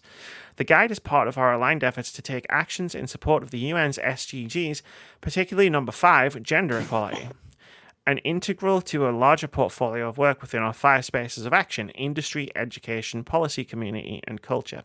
This supports our mission to create new platforms, pathways, and synergies that bring together agents of change, advocates, men and boys, champions, experts, grassroots organizations, and others for new dialogues focused on shared solutions towards fairness and equality for all.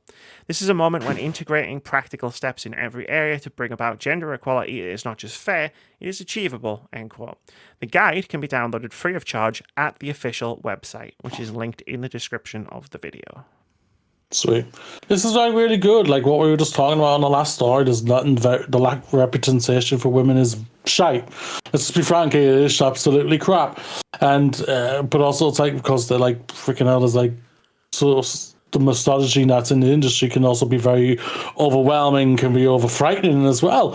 So like to see this type of thing, it's a great thing, and hopefully the industry can grab onto it and work together and do things to change this and everything. And I like this. This is really good. Yeah, it's important. Like I've said before, we last year we slid down a bit of a rabbit hole where this podcast became a bit doom and gloom. And this year I wanted to make sure like it wasn't as. Are you all right? Moody, are you good? What? Are you okay? Yeah, why? The last couple of minutes it sounded like you're in tremendous pain. No, I just took my top off because I'm getting a bit warm. Sorry, did I reveal too much? You did, yeah. I think you went a little bit farther. Well, just like you did yesterday, so it's all right. We're even. No comment. Love you. Yeah, you too. Yeah, so I think it's important to like balance the stuff out, right? It's like we can talk about Nintendo and everything bad that's going on there, but there are groups out there and there are people out there who are fighting to make positive change. It's like when we were just talking about it in the first part of the podcast when Amy lost her head. It's like, what can we do? Well, what we can do is we can support things like this, and champion things like this, the Women in Games stuff. Like the guide, the official guide. Yeah, great. And that's a thing that anyone can do. You can do it out there in because let's be frank, the sanest option at this point is to not start a video game podcast. So if you haven't done that, congratulations, you made the correct choice. But you can also go follow Women in Games on Twitter. You can retweet their stuff. You can point it out to people. You can do a lot of stuff. You can do a lot of stuff just from wherever you are. You don't have to work in a position of power in the games industry to be able to just lend support to things. True, completely, yeah. My brain just farted there a little bit. Yeah, that's true. Should we? My brain literally just farted. It was like my brain, I could hear it in the background saying, "There's no one's talking. Rudy, she's waiting for you. Rudy, it's your time to shine. It's your time to shine, Rudy. Oh, God. Oh, no. Yeah. Let's move on. Bring it on, yeah. This has been a crazy episode. I don't know if it's been good or bad. We can never really decide that, can we? Like, no, yeah, we're not really the arbiters of whether this is good or bad. That's up to the people who listen to it. That's true. Popular PC mod sites ban homophobic mods for Insomniac Spider-Man. This is from Ryan Gilliam over at Polygon. He writes, Insomniac's Marvel's Spider-Man recently made the jump from PlayStation exclusivity to Windows PC, just as Sony's God of War did earlier this year. Naturally, the sprawling open-world superhero game has attracted some attention from the modding community, who now have the freedom to transform Spider-Man into Kingpin and other characters. However, some modders took this newfound freedom for granted, targeting the various pride flags scattered around Marvel's Spider-Man's New York, and replacing them with American flags. Thankfully, popular mod sites, Nexus Mods and ModDB, have taken a stand against this behavior. Excuse me. Oh, I just caught the cough there. On Thursday, Nexus Mods released a blog on its site in which it addressed some, quote, silly drama, end quote. The post talks about how a user uploaded an anti-LGBTQ mod using a sock puppet account that removed all of the in-game pride flags. Nexus Mods called the user out for intentionally trolling, which led the site runners to ban both the sock puppet account and the user's main account. Quote, in regards to the replacement of pride flags in the game, or any game, our policy is thus. We are for inclusivity, we are for diversity. That was Dark One, who's the site owner of Nexus Mods. If we think someone is uploading a mod on our site with the intent to deliberately be against inclusivity and/or diversity, then we will take action against it. The same goes for people attempting to troll other users with mods deliberately to cause a rise, end quote. The post went on to promise that the team will do better to modify the site themselves in the future. It also clarified that when removing mods like this, all Nexus Mods could do is remove it from its site, not delete from the internet entirely. You may be able to find hateful mods like this on some mod sites, but Nexus Mods won't be one of them. Quote, we don't want to and won't argue this with you. If this policy upsets you, if we've broken some moral code of conduct as a business that you can't accept, then please delete your account. Love it. Mwah! That was me doing a chef's kiss. End quote. ModDB, another popular mod site, followed in Nexus Mod's footsteps a few hours later when a fan tweeted evidence of a mod that specifically targeted, quote, stupid pride flags, end quote, and was tagged with both, quote, Trump and Trump 2024, end quote. The ModDB Twitter account tweeted that the site banned the users who created the mod and removed the content, saying, quote, ModDB is an inclusive environment for all and we do not permit targeting marginalized groups, end quote. ModDB assured fans that while its moderation tools are automated, the site will continue to take content like this down if alerted to it. Can you talk for a minute? Because I need to pee. Yes, fine. If you go, you like we say on many occasions, you can say whatever the hell you want, but it doesn't mean you're gonna get criticized or banned, motherfudgers. You lost. Why? I have to ask. Why? Like what? You must be really miserable, basement dwelling, cousin humping motherfuckers to want to create these mods just to try and be a smart ass and to be homophobic or whatever, you know? You just like, you have to really, really, really be the biggest child ever. Like, really, and you should just like, and you lost. You lost. You listen to what I'm saying. You fucking lost. Ha, ha, ha, ha. I don't know how long I can keep going like this, Amy. Where are you? I'm here. I filled up. I have filled my water bottle up as well. Not with pee, with water. Okay. I'm sure whatever Moody just said about the pride flags and the mod sites was. I completely disagreed with the bans. I was saying, why are they doing this? It's free speech and all like that. I was saying, yay, and all like that. I'm completely joking. These sites here, free speech. No, it's cool. I remember when I did a Spider-Man review for the YouTube channel back when it came out, and literally instead of my usual thing of putting like the logo screen is usually the thumbnail for the video, and literally for the Spider-Man review, I put up, and it's still on the site, you can see it. I put a screenshot that I'd taken from inside the game. I'd taken a selfie of like, because you could do selfies with photo mode of like Spider-Man on the wall in front of a pride flag. Yeah. Because at the time when the game came out, there were dickheads online complaining about the pride flags in Spider-Man. So naturally, I did what I always do, which was I wanted to wind people up. Wait, what? You, Amy? Wanted to wind people up? I love winding up homophobes and misogynists and assholes in general. Just dickheads. Yeah. Like, if I find any opportunity to do it, I'm going to do it.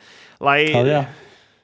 I can't say that I'm surprised that this happened. Like, this stuff happens all the time. Like, I love the fact that, like, the two biggest mod sites on the internet just said, nah, we're not having this, like, and they both shut it down. I thought that was really cool. Like the guy or the person, I should say, at Nexus Mods said, like, they can delete it from their site, but they can't delete it from the internet. These mods will still exist, and will still be downloaded, but, like, that's fine. Like, because you're not going to be able to stamp something like this out completely, but like if at least the websites, these two websites doing it, that's good. That's a good thing. Like, I'm not expecting like Dark One to start like going on a rampage through the entire internet deleting all of these things. Like, Dark One is responsible for Nexus mods and Nexus mods only, and they've done everything that they can do, and I think that's cool. Nice. It was very cool, and I agree. Bring it on, people. Let's just laugh at them. I just laughed at them. That's all I did, and I thought it was really funny. Well, a good thing to do with people like this is to mock them. The thing I've heard, like, one of my favorite YouTubers talk about this in the past. It's like, if you try to debate like the likes of like homophobic YouTubers or just like alt-right, you know, I'm sick using the word alt-right, Nazi fascist YouTubers. Is like, if you try to debate their ideas wholly seriously, you're accidentally legitimizing those ideas by bringing them up to your level, like to the same level as, you know, the truth. Whereas, you know, if you just make fun of them, you don't bring their ideas up to a legitimate level. You just point out how ridiculous they are. And totally. That can sometimes even be more powerful. Whereas, like, legitimately debating them can sometimes be counterproductive. Not all the time, but it was just an interesting thing that I just remembered as we were talking about it there. Agreed. We went over. We've got way too much to do on this podcast today. Let's have a look what we got. Let's keep going with the order we've intended so far. A developer is banned from its own from its game's own Steam forum for flaming other users. Dolphin Barn, you did it again. This is from Vicky Blake over at Eurogamer, who writes, a developer has been banned from its game's own Steam store for... Let me try that again. A developer has been banned from its game's own Steam forum after repeatedly violating the platform's discussion rules and guidelines. Developer Dolphin Barn Incorporated, which caught our eye when it slipped anti-masked rhetoric into its patch notes earlier this year, shared a screenshot of his ban on Twitter, which said, quote, "This is the second time that one of your posts violates our discussion rules and guidelines, specifically insulting or flaming another user. We're also noticing a trend with abusive messages sent when banning players from your hub. When posting any content in the community or communicating with your players, please make sure it adheres to the guidelines," end quote. That's not all either. As PC Gamer notes, the developer is also in hot water for the way it responds to negative reviews on Steam, many of which reference their extreme views on transgender people and toxic masculinity. Steam added, quote, "We also want to make it clear that you should not reverse Steam moderator decisions or enable rule violations on your hub. Future disregard for our rules and guidelines could jeopardize our business relationship," end quote. The developer can reportedly still post patch notes, though DBI recently stated, quote, "At this point, it is doubtful that the Gladiator game will receive future updates on Steam," end quote. Earlier this year, its indie game Gladiator clocked up hundreds of overwhelmingly negative reviews on Steam back in March after the developer added anti-mask messaging into the game's patch notes. It wasn't even the first time developer Dolphin Barn Incorporated dropped a strange addition into its patch notes details. Back in May last year, an asterisk added to a note about combat said that, quote, "Weak men lack character," end quote, and that, quote, "Strong moral fiber is earned through hard work and sacrifice, and it cannot be had via OnlyFans or Pornhub," end quote. Their accounts have since been permanently banned from Twitter and Bandcamp. You remember what I just said about mocking things and not taking them seriously? So this guy is just basically an idiot. We've talked about, I can't remember if this was a podcast you were here for or not. But like earlier in the year, he did patch notes for his game and it had a bunch of anti-mask stuff in it. It rings a bell, so I think I was here. We talked about it. I know that we talked about it on this podcast because I remembered it. It's just like, he's still going. He's still going. Why? Why is he still going? But then this kind of, with all the crap he's doing, clearly, like Steam, just remove him off Steam altogether in his games. Just remove it. Just get him out. Yeah, there's no doubt he'll find a way to get his games out there because of the internet in general, but just get him off your platform. If he's clearly not listening, just get rid of it. It's so simple. Well, Steam has a policy. You'll have any game on their platform apart from the only stipulations are unless it's trolling or straight up illegal. So technically, according to Steam's own guidelines for itself, he's not doing anything like with his game and his patch notes and whatnot, like and the terrible things that he's saying in his patch notes. He's not actually doing anything that would get him chucked off of Steam. Like, well, they can easily just change their patch notes, their rules to add something else in. Well, they could, but they're not going to. Like, they've been challenged on stuff like this for years. Like, I mean, I've given up like pointing out the string of like incredibly inappropriate games that come out on Steam all the time. Yeah, exactly. They don't give a shit as long as people are buying them and they can get their cut, which is still 30%. Like, what the fuck's Steam playing at?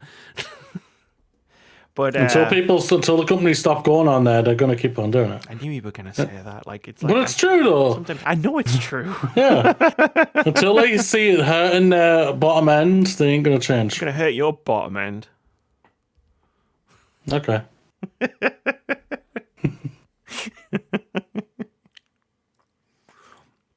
You see what you've done, Dolphin Barn? This is what they want. They want us to fight.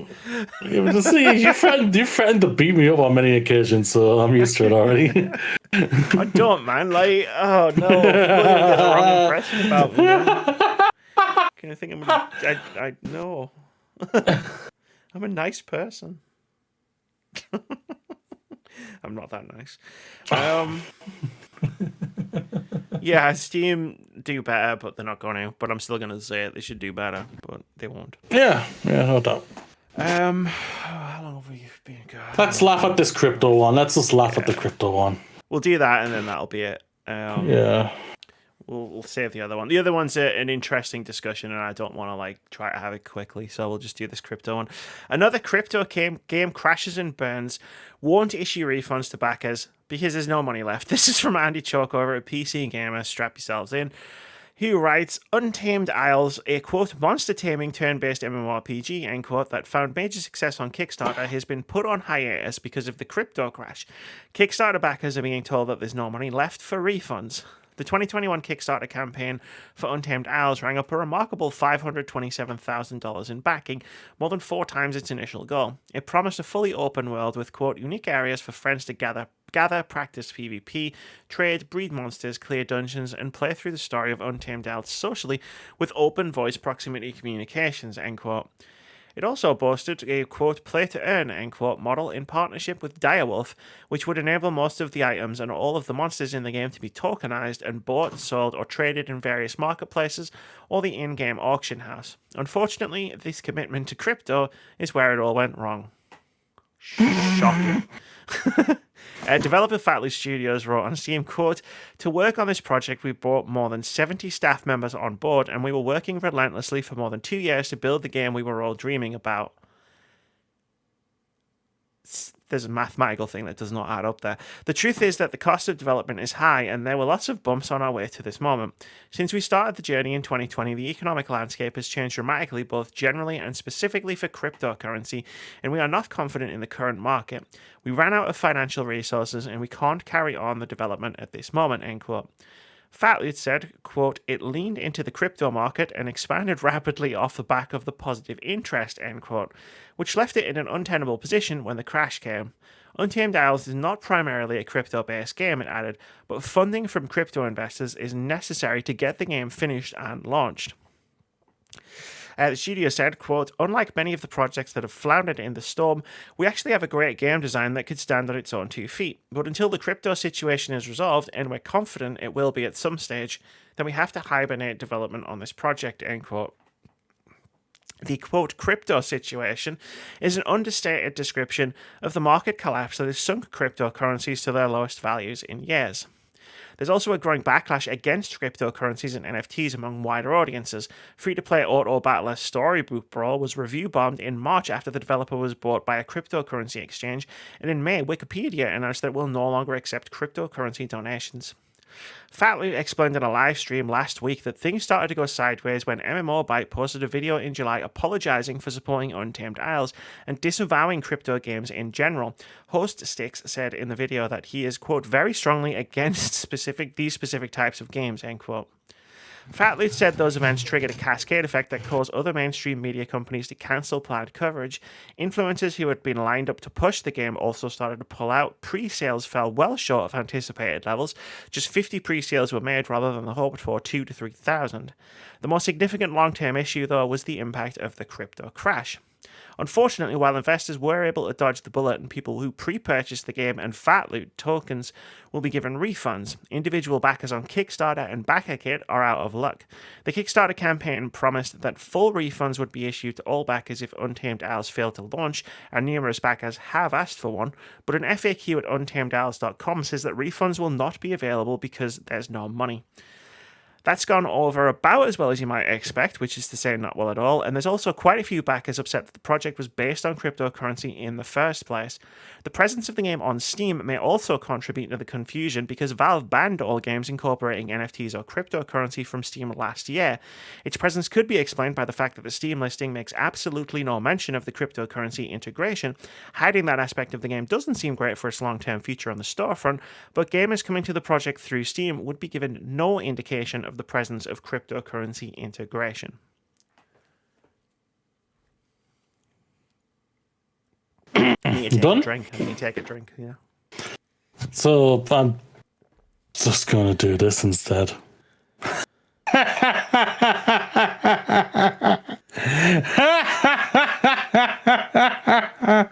Oh, you poor smucks, the lot of yous. All yous deserve every single thing you got, even the ones who invested, you poor smucks. Not in the fuck the poor part, you smucks. You smucks. I'm so glad right now that NFTs just seem like they are fucking dying. And it could literally be one of those things that for now we've at least pushed them off or something like that. But it just feels like every time we hear that NFTs are fucking just failing and crashing and burning and everything like that, and some schmuck has lost a lot of money because they're just schmucks. And I have no fucking sympathy for you whatsoever. Like, I have no sympathy for the company that was making this game, because I have no sympathy for any company that's pushing cryptocurrency and NFTs in their video games. Like, play to earn is just it's a horrendous concept that we've seen in that other game whose name escapes me right now, but there is a play to earn game that is actually a thing. Like, people are earning livings off of it, but it's become such a like exploitative piece of shit that isn't that Roblox? No, it's not Roblox. It's I can't remember the name. It'll come to me at some point, probably at like 3 a.m. I'll send you a text when I remember the name. Axie Infinity, that's the name of the game. Axie Infinity. I'm not going to go into detail about everything going on with that game. We've done a podcast about it before, but if you look it up, you'll find out why it's terrible. I mean, their biggest mistake seems to have been they got $527,000, which is a lot of money for a Kickstarted game, right? Like, I'm not denying that more than $500,000, but then they hired 70 staff members. Like, what was the idea behind paying them? Like, even with $527,000, that means you don't have a lot of runway with that budget. It's no wonder this all went tits up. Even without the cryptocurrency crash, which, I mean, Jesus Christ, like, if you're in debt, don't go gamble the money that you have on the hopes that you might get more money. Like, they just reinvested a bunch of their money into crypto, and it all disappeared, which, yeah, of course it did. That's true. It's cryptocurrency. Cryptocurrency. Yeah, like, I'm sorry, but I don't have any sympathy for I have sympathy for, like, maybe it's the staff, but not the people who are making the decisions at Fat Loot. And, like, I maybe some of the people who backed it on Kickstarter, like, did not realize that this was going to be, like, a game with NFTs or cryptocurrency integration. And I would feel sorry for them, because to the outside observer, like it even says, there's no mention of it on the Steam page. To the outside observer, this just looks like a Pokemon-inspired MMO. Like, and people could be interested in that. So, like, I imagine some people have been caught out in that regard. Because the thing that steams me is the investors either pulled out before this all went wrong, or they are going to be fine anyway. It's the Kickstarter backers that are probably going to suffer, like, not getting their money back. Yeah, there's no doubt about it. But if you haven't done the research properly into the company, into the game, and everything like that, I'm sorry, I really don't have that much sympathy for you. You should always properly research it. You do yourself. When you've said you've kickstarted something, you've properly researched it. That's you true. Do. So, no, absolutely. So I'm sorry, but if you just see something like saying, "It's the Pokemon game I've always wanted, I must put money down," I'm thinking you just all you're seeing is star eyes. You're using your star eyes and dollar eyes, thinking you can get something, and it's just not worked. And I never ever feel sympathy for people like that. So it depends what information is available. That's fair. Like, that's true. I'm on the Kickstarter page right now. Just like looking at. Oh no, never mind. There's a huge section on here. Play to earn. We are really excited to be driving our new play to earn model. Fuck that. Yeah, you've got no sympathy for me at all there now. The Untamed Isles has partnered with Direwolf to allow the use of the website blockchain marketplace. Yeah, okay, fair enough. I take it back. I don't have any sympathy for anyone who backed this game on Kickstarter. Like, you're getting into something that you shouldn't be getting into. Like, the warning signs have been there for years about cryptocurrency, about play to earn, about blockchain. like at a certain point, there's only so much someone can warn you away from that stuff, and you gotta do it. You gotta either listen or not listen and suffer the consequences. So sorry, I take it back. The information was there. Thank you. If it hadn't have been there, though, I would have stood by my point. Because at the end of the day, that means that company's putting themselves even more in a liable situation, even though they have no money to fight with or even defend themselves with, to get taken to court for people. This company lied to us. We did not know these did not have NFTs or play to win, stuff like that. So that means they could just get sued. But what money can they give when they get? It becomes a dicey legal situation. It depends on like how ironclad Kickstarter like FAQ is in terms of legalities, because as much as they're saying we don't have any money, we can't refund you the game, we can't refund you your Kickstarter pledge, they also say on the Kickstarter like you can get a refund if the game doesn't come out, and now the game is not coming out. It doesn't matter whether you don't have any money or not. If the game's not coming out, you promised to refund Kickstarter pledges, so there might be something there for that. No doubt about it, but they won't. But it all depends on what money they'll be able to get, if they're able to get anything. Because, like I say, the company has no money. So, but they have assets. And it sucks. That's true. We'll see what they can do. We'll just see what happens. Like, I love laughing at companies that think NFTs and crypto is a good idea. Square Enix. But let's do games out this week. We got a lot of cool games coming out this week, Moody. Hell yeah. 2 games on August 23rd. We got Midnight Fight Express coming to PlayStation, Xbox, PC, and Game Pass. And we've got Saints Row coming to PlayStation, Xbox, and PC. On August 24th, one game called Islets is coming to Xbox, Switch, and PC. We've got a whole bunch of games coming out on August 25th. F1 Manager 2022 is coming to PlayStation, Xbox, and PC. I Was a Teenage Exocolonist is coming to PlayStation and PC. Monster Outbreak is coming to PC. And Like No Other, The Legend of Twin Brooks is coming to Xbox, Switch, and PC. And then lastly, on August 26th, 2 games. Soul Hackers 2 is coming to PlayStation, Xbox, and PC. And Overloop is coming to PC. I don't know how I'm going to find the time to play all the games that I want to play from this week, because there's a few. Shit. Yeah, like you got Midnight Fight Express. I'm interested in. I have no interest in Saints Row. It just never speaks to me in general. I've enjoyed Saints Row, so I'm looking forward to it. It'll come through Boomerang hopefully, and I'll at least mess around with it. Like it could go like, from everything I've seen of Saints of like the game pre-release, it could go either way for me. So we'll see which way it goes. I am massively interested in F1 Manager 2022. There you are. I need a good F1 simulator, and this one just looks. Everything I see about just looks mighty. Phil, it looks like reckons I should stream it. I think you'd be amazing. I think that would be amazing, Amy. Well, but he also wants me to stream Football Manager. Oh, that's stupid, that one, because you don't know really anything about football. I think that's why he wants me to stream Football Manager. F1, I would say, is the better one for you, because one, you enjoy F1 in general. I think football, I could wrap my head around F1 Manager. Yeah, football one. I think if you had an interest in football, take away what happened with the women winning the Euros and everything like that, amazing achievement, everything like that. But you never have interest in football, so I think you trying to play something that you really have no interest in at all would be a little bit funny to begin with, but by the end I think it'll just be like, we are torturing her, and that is just something I don't want to see. I'd rather her play something that she wants to play and enjoy and everything like that. I see where Phil's coming from, and I love Phil a bit, but that's just too much. F1 Manager though, hell yeah, I would love to see you play that. Doesn't it take like hours and hours and hours to do like one season on Football Manager? It can take it all really depends on how fast you can get, how much you play it. But yes, it'll take you at least a day. It'll take you top 2 days before, like, you know what I mean, before the end of a season. I think the joke will run out before the season starts. You'll do the pre-season, you'll be just like, nope. Oh, okay, I'm done. I'm out.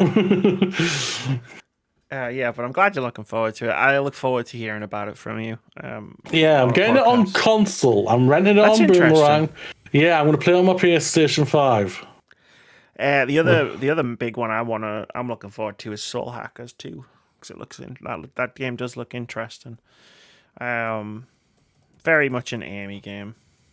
It's a Boomerang rental though, because it's like 50 quid. It's like a supernatural JRPG set in a cyberpunk Japan. No. Watch yourself get a fucking 90 on it. No, it's already got reviews up. Has it? Okay. Yeah.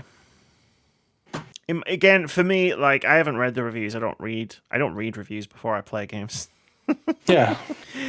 Why did I stick with doing reviews for so long when I'm like, I don't read reviews before I play games? Like, what? That's true. I don't know. Like, I'm so glad you've finally hit your niche. I'm glad I've hit my niche too. But yeah, it's like again, it's a game that I think could go either. This week. I feel like the games that I'm interested in, whichever ones I play, like all of them, I feel like they could go either way. This isn't like a Neon White situation where I was like, I know I'm gonna love this game. Yeah. It's like it could be a hit or it could be a miss for me. Okay, I'm a little bit curious by something. I'm just gonna have a look at something. Yeah, cool. Go for it. Like Go for it. I changed this section of the podcast so we could have conversations about the games that look interesting to us.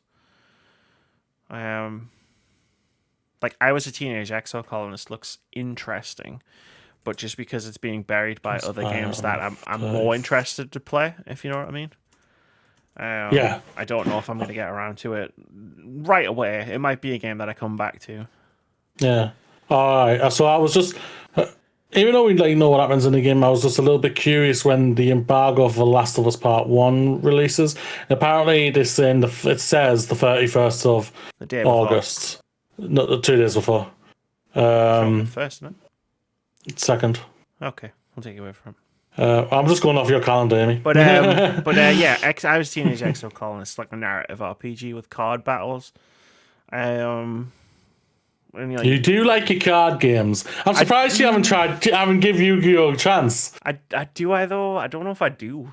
Like, you always seem like you give them a go. Like, what was it? Which one is it that came out that was one of the best rated games this year? White Neo or whatever? Yeah, Neon White, yeah, sure. Neon White, yeah. The fact that the weapons were also cards and stuff, that was kind of like, it wasn't like that because they were cards, like, that I was playing. Like, you know what I mean? Like, it wasn't like because it was had a card system in it. It was just, that was how it worked, you know? Like, no, that's fair. My thing with card games is I get frustrated at them a lot because I'm bad at them. Like, and I'm thinking of starting to collect the Pokemon cards and get interested in the game. Maybe I'm just having a negative reaction to all the money I spent on Magic the Gathering. maybe. Well, stay with me for a while. Mind you, I did buy a Nintendo Switch with the cards that I sold when I got out. You did tell me that. Right. The thing is, if I could afford to buy a Nintendo Switch with the money from selling the cards, I dread to think how much money I spent on them. True. That's enough to turn my hair white. But if there's any other games that we didn't highlight for coming out this week, let us know in the comments. We will certainly see your comment, or I will. Yeah, she will. I won't. I get notifications. I don't. Some of them are great. Some of them aren't. It's time for OpenCritic Head to Head. This is the game we play every week where we try to guess the OpenCritic average of at least one upcoming game. Whoever guesses closest to the score gets a point. If you manage to guess the score correctly, you get 2 points. Last week we stopped clicking. You're not on camera. Stop clicking. It's just annoying. You can cheer in a second. Last week we tried to guess the OpenCritic average of Rollerdrome. I can mute you, you know. In fact, I could finish the podcast myself. Don't be like that. Last week, we tried to guess the OpenCritic average of Rollerdrome. I guessed it would get a 77. Moody guessed it would get an 80. At the time of recording, Rollerdrome has an OpenCritic average of 80, which puts the scores at Amy 15, Moody 19, guests 3. I'm on a bit of a hot streak of like on the dot guesses. My last 6 guesses, I've got 5 of them on the dot. Guesses. I mean, that word is doing some heavy lifting in that sentence, Mooney. Guesses. Well, they're all guesses. They always are guesses, Amy. They were all guesses. If I put down every single game in this stock for the rest of the year that we were going to play OpenCritic head-to-head on, would you or would you not just copy-paste the same number into every single one? No, I wouldn't. I don't believe you. I don't think The Last of Us Part 1 is going to get an 80 next week, so I think it's going to be The Last higher of than Us that. Part 1 next week. Oh, don't be that pathetic, Amy. I'm not going to beat it. It's a game that came out once before. So, doesn't mean it can't get reviewed again. No, sorry. It's a game that came out twice before. That's true. That is true. It'd be like putting Skyrim on here because it's getting released on Google Home. Hell yeah. Sorry. Hell yeah. I had to stop there because I realized I'd said the G word and I didn't make sure my speaker wasn't listening. No. Was it Vitz's podcast where it started talking? Just randomly started explaining something to me when Vitz was on. I was like, what the fuck? That was a chaos podcast, though. It was. It was a good one, though. This week, we're trying to guess the OpenCritic average of 2 games. The first one is Saints Row, and I already put my fucking number in. It's 80. I'm taking Rudy's numbers because the second one is F1 Manager 2022, and I also put 80 because I wanted his numbers. I want to see if it works for me. And I've gone the opposite. I've gone 79 for Saint Row, and I've gone 81 for F1 Manager. I don't even hope the game's getting 80, Moody. I hope, just to really rub it in on you, I hope that Saints Row gets an 81 and F1 Manager gets a 79. That would be parodic justice. That would be even funnier than me getting it. I deep down think F1 Manager will. I think we're looking at an 85, maybe an 86 for that. I just have this feeling with it. When it comes to Saint Row, I actually think lower. But I'm just going to be stubborn. I'm going to be stubborn. Yeah, I'm just going to be stubborn. Like just get close to you and block you. Like I said, yeah. I think Saints Row could go either way, you know. And with F1 Manager 2022, like I know I've staked out the 80s as a meme basically, but my actual thoughts are Saints Row could be up, it could be down, I don't know. And F1 Manager, I'd like, apart from Football Manager, like sports games in general could be pretty inconsistent in terms of like where they land on OpenCritic. So I if I was trying to do this seriously, I'd be at a loss for both games. Like it'd be a lot more difficult. Like I see nothing but advertisement for F1 Manager. I don't see any advertisement for Saints Row. I wanted to go on. I mean, I see constant adverts for a lot of things that aren't great. Oh, no doubt about that. But I'm just like, but do you know what I mean? It just doesn't seem like even the company, is it 2K for Saints Row? Mm-hmm. I'll take 2. Probably either one. Probably, yeah. That just doesn't seem like there's any advertising behind it. That just kind of makes me think that they don't really have much faith in the game, which is very disappointing, obviously, on the developers because of all the hard work and everything. But when it comes to F1 Manager, I'm seeing freaking live streams from the team, from the studio itself, showing off new little things about the game and everything, trailers and whatnot. But yeah, so I don't know. Watch this. We'll see a massive trailer for Saints Row next week. Well, we will. It'll be Jeff Keighley's Gamescom thing because it's the same day it releases. Boring ass fucking Gamescom bollocks. Yeah. I don't know. We'll see. Like, and hey, it'll probably be a trailer with like review quotes and stuff. But like, I don't know. Like, a lack of advertisement to me doesn't necessarily suggest that the game's doesn't necessarily suggest anything about the game's quality. Like, I remember years ago when Bethesda said they weren't giving out review copies of Doom to like outlets, so naturally everybody assumed, oh my god, they're not giving the review codes, that means the game sucks, and then it turned out the game is awesome. I never thought that when it came to Bethesda because I understood where Bethesda were coming from for it. It's just because when it comes to Saints Row, we don't hear anything from like type of thing or anything. So, and that's all when it comes from that. Yeah, I get where you're coming from. Thank you. I got excited there. The Expanse is trending on Twitter. I was like, "Oh, they making season 7?" No. Yeah. Anyway, let's get out of here. Maybe Embracer will buy it and create season 7 for us. Don't. It's like a monkey's paw thing. And make it 10 episodes. let's get out of here. I feel like if I pushed anymore, I think, oh god, he's going to go on a rant. we've pushed. No, we've pushed all the time. I want to get out of here. Yeah, sort of. So that's it for episode 317 of the Words About Games podcast. Sorry I lost it a bit in the first half, but I think I brought it back in the second half. And I'm sorry if I dozed off at all during the podcast or didn't seem like I was paying attention, which I kind of wasn't really, but... I was going to say, it's fine. Look, we got a podcast in the bag. You know, next week you'll be on camera. You won't be able to doze off. Wait, did you actually doze off? Is that what happened? You're not saying no.